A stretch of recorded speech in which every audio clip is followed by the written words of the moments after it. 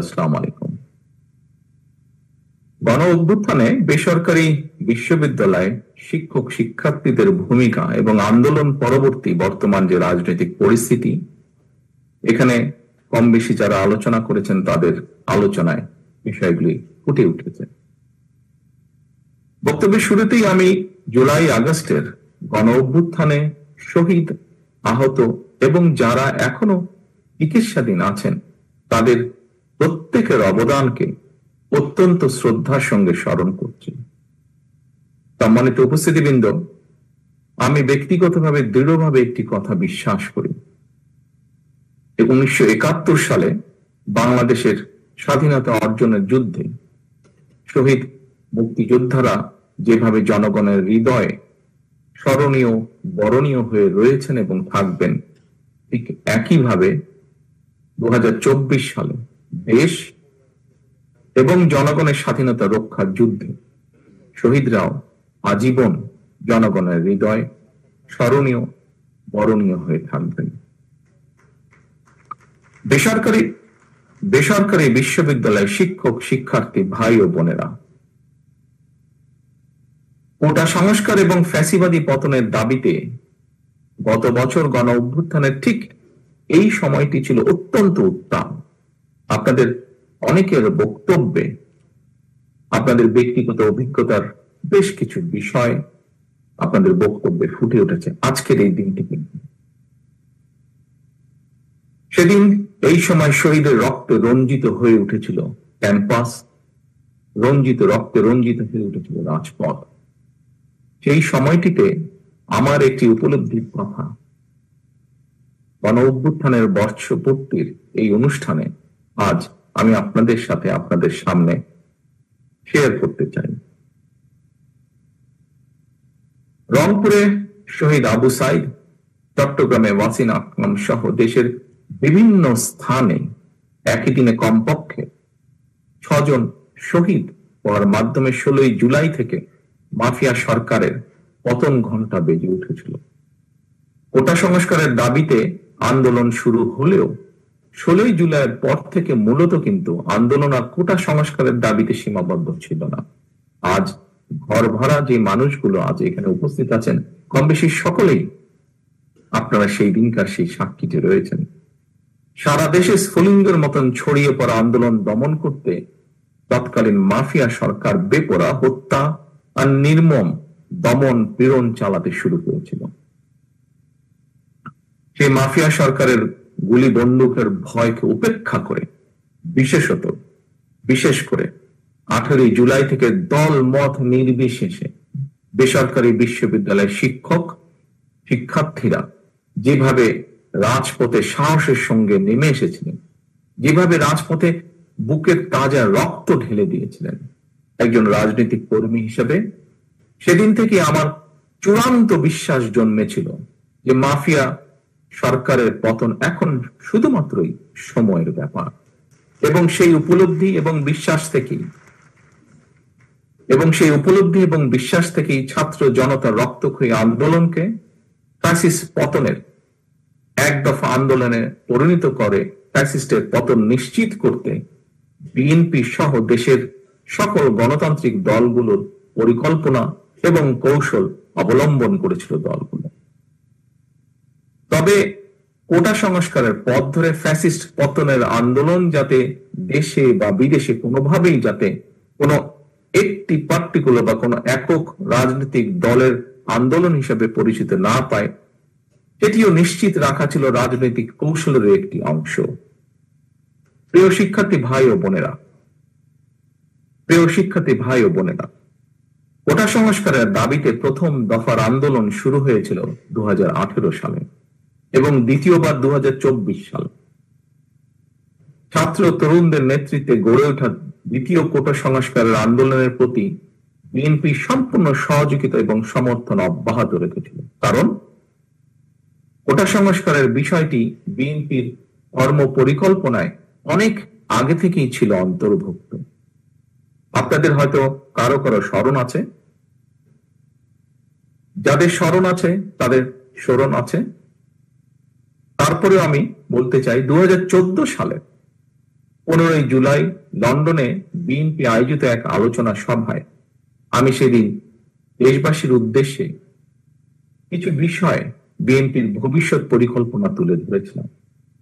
সেই অনুষ্ঠানেই, সেই বক্তব্যেই তখন আমি বলেছিলাম, স্বাধীনতার এত বছর পরেও সরকারি চাকুরিতে 56% কোটা পদ্ধতি সম্পূর্ণভাবে অযৌক্তিক এবং অপরিমাণদর্শী।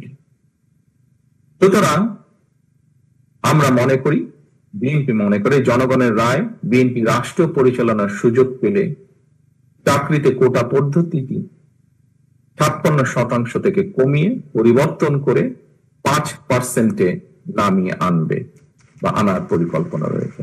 এটি সেদিনই বলেছিলাম 2014 সালে। পরবর্তীতে আমরা দেখেছি ফ্যাসিস্ট বিরোধী আন্দোলন চলাকালেই কোটা সংস্কারের দাবিতে 2018 সালে শিক্ষার্থীরা রাজপথে নেমে আসেন এবং শেষ পর্যন্ত কোটা সংস্কার আন্দোলনের পথ ধরে হাজারো শহীদে মৃত্যু সিঁড়িবে দীর্ঘ 1.5 দশকেরও বেশি সময় ধরে চলা ফ্যাসিবাদ বিরোধী আন্দোলন সফল হয়। ফ্যাসিবাদ বিরোধী আন্দোলন সফল হয়েছিল সেদিন ইমতিয়াজ আহমেদ জাবির, শহীদ সাজ্জাদ হোসেন সজল, মীর মাহফুজ রহমান মুগ্ধ সহ আরো বহু প্রায় 2000 শহীদের আত্মদানের মাধ্যমে।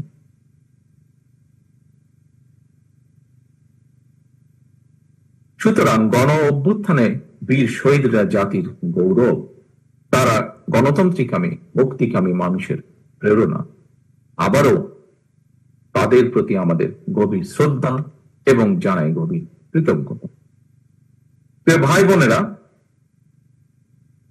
ফ্যাসিবাদ মুক্ত বাংলাদেশ, শহীদদের কাঙ্ক্ষিত বাংলাদেশ গড়ার মাধ্যমে শহীদদের রক্তের ঋণ পরিশোধ করার সুযোগ সৃষ্টি হয়েছে।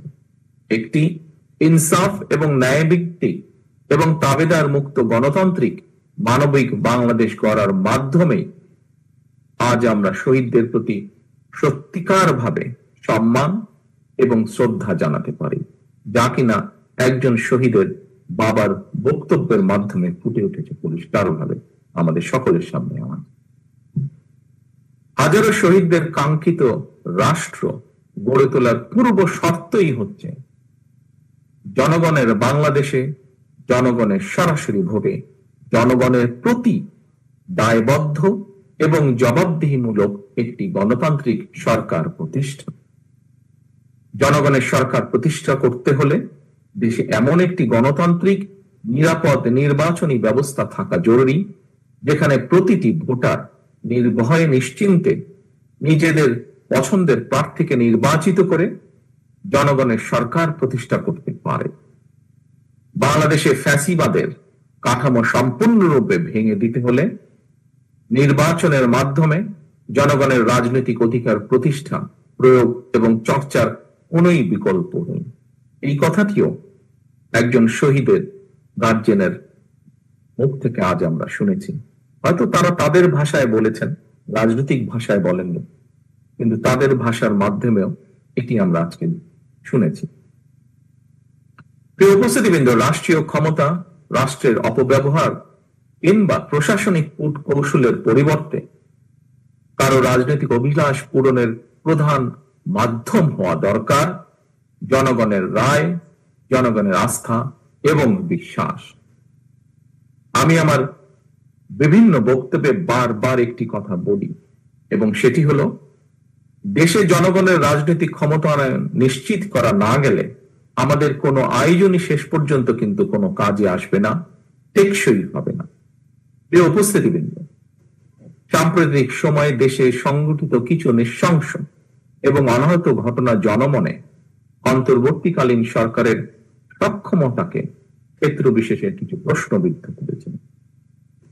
তবে অন্তর্বর্তীকালীন সরকারের কোন একটি অংশের সহায়তায় কেউ কেউ কি দেশে উদ্দেশ্যমূলক পরিস্থিতি তৈরি করতে চাইছে কি না, সোশ্যাল মিডিয়া সহ বিভিন্ন জায়গায় মানুষের কথা শুনলে বোঝা যায় এই বিষয়টিও জনমনে জিজ্ঞাসা রয়েছে।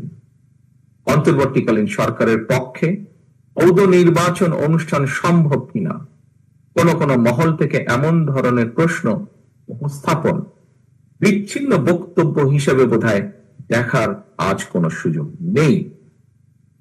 অন্তর্বর্তীকালীন সরকারের সম্ভাব্য প্রতিশ্রুতির সময় জাতীয় নির্বাচন অনুষ্ঠান নিয়ে কেউ সময় ক্ষেপণ করতে চাইছে কিনা এ ব্যাপারেও সজাগ দৃষ্টি রাখার জন্য আমি জনগণের প্রতি, গণতান্ত্রিক রাজনৈতিক দলগুলোর প্রতি, আন্দোলনরত দলগুলোর প্রতি, সকলের প্রতি জানাই আহ্বান। একই সঙ্গে অন্তর্বর্তীকালীন সরকারের প্রতি আহ্বান, পরিস্থিতি নিয়ন্ত্রণে আরো স্বচ্ছ এবং সাহসী ভূমিকা রাখুন। বাংলাদেশের গণতন্ত্রে বিশ্বাসী জনগণ আপনাদের পাশে থাকবে, গণতন্ত্রে বিশ্বাসী রাজনৈতিক দলগুলো আপনাদের পাশে থাকবে যদি আপনাদের ভূমিকা আরো স্বচ্ছ এবং সাহসী হয়। প্রিয় সম্মানিত শিক্ষক শিক্ষার্থীবৃন্দ, এবার আমি দেশের শিক্ষার্থী এবং তরুণ তরুণীদের উদ্দেশ্যে সংক্ষেপে দু একটি কথা বলতে চাই। আজকের তারুণ্যই আগামীর বাংলাদেশ। ছাত্র তরুণরা অবশ্যই রাজনীতি করবে, রাজনৈতিকভাবে সচেতন থাকবে। ছাত্র তরুণদের সাহসী অংশগ্রহণ ছাড়া বিশ্বের কোন দেশেই স্বৈরাচার কিংবা ফ্যাসিবাদের বিরুদ্ধে বিপ্লব বা গণ অভ্যুত্থান সফল হওয়ার উদাহরণ খুবই বিরল। তবে রাষ্ট্র পরিচালনার জন্য আপনাদেরকে সবার আগে জ্ঞান বিজ্ঞানে, মেধা মননে, প্রজ্ঞা অভিজ্ঞতায় আর সমৃদ্ধ হতে হবে। আপনাদেরকে মনে রাখতে হবে, শিক্ষার্থী যারা, আপনাদেরকে মনে রাখতে হবে জ্ঞান বিজ্ঞানে অগ্রসমান বর্তমানে এই প্রতিযোগিতামূলক বিশ্বে শুধুমাত্র স্লোগান নির্ভর কিংবা প্রচলিত প্রথাগত রাজনৈতিক সংস্কৃতি দিয়ে শহীদদের 2024 সালের শহীদ, 1971 সালের শহীদ কারোই কাঙ্ক্ষিত বাংলাদেশ গড়া সম্ভব নয়। শহীদদের কাঙ্ক্ষিত বাংলাদেশ গড়তে চাইলে অবশ্যই আপনাদেরকে নিজেদেরকে যোগ্য মানুষ এবং যোগ্য নেতা হিসেবে গড়ে তুলতে হবে এবং সেই মহান লক্ষ্যকে সামনে রেখে সরকারি কিংবা বেসরকারি প্রতিটি প্রতিষ্ঠানের ক্যাম্পাসগুলোকে জ্ঞানের আলোয় উদ্ভাসিত রাখতে হবে। আপনাদেরকে অবশ্যই পালন করতে হবে অগ্রণী ভূমিকা। রাজনৈতিক কার্যক্রমের পাশাপাশি লেখাপড়াই হতে হবে আপনাদের প্রথম এবং প্রধান অগ্রাধিকার। সম্মানিত উপস্থিতিবৃন্দ, আমি এখন যে কথাটি বলতে চাই সেটি আপনাদেরকে, যারা আমার সামনে উপস্থিত আছেন, আপনাদেরকে, আপনাদের মাধ্যমে বাংলাদেশের মানুষকে, এখানে উপস্থিত মিডিয়া কর্মী ভাইরা যারা আছেন, আপনাদের মাধ্যমে সমগ্র বাংলাদেশের মানুষের সামনে আমি দুইটি কথা বলতে চাই। এখন জাতীয় নির্বাচন আসন্ন। বাংলাদেশের গণতন্ত্রকে প্রাতিষ্ঠানিক রূপ দেওয়ার লক্ষ্য অর্জনের ক্ষেত্রে আমাদের জাতীয় জীবনে আসন্ন জাতীয় নির্বাচনের ব্যাপক গুরুত্ব রয়েছে। সুতরাং আপনাদের, আমাদের সকলের কোনো আবেগ তাড়িত কিংবা ভুল সিদ্ধান্তের কারণে রাষ্ট্র রাজনীতিতে ভবিষ্যতে আর যাতে কোনো চরমপন্থা কিংবা ফ্যাসিবাদ পুনর্বাসিত হওয়ার সুযোগ না পায় সে ব্যাপারে আপনাদেরকে তথা সমগ্র দেশবাসীকে সতর্ক এবং দায়িত্বশীল ভূমিকা পালন করতে হবে। সম্মানিত উপস্থিতিবৃন্দ, সম্মানিত শিক্ষকবৃন্দ, আজকের অনুষ্ঠানের আয়োজকবৃন্দ, মঞ্চে উপস্থিত সম্মানিত নেতৃবৃন্দ, বক্তব্যের শেষে আমি আবারও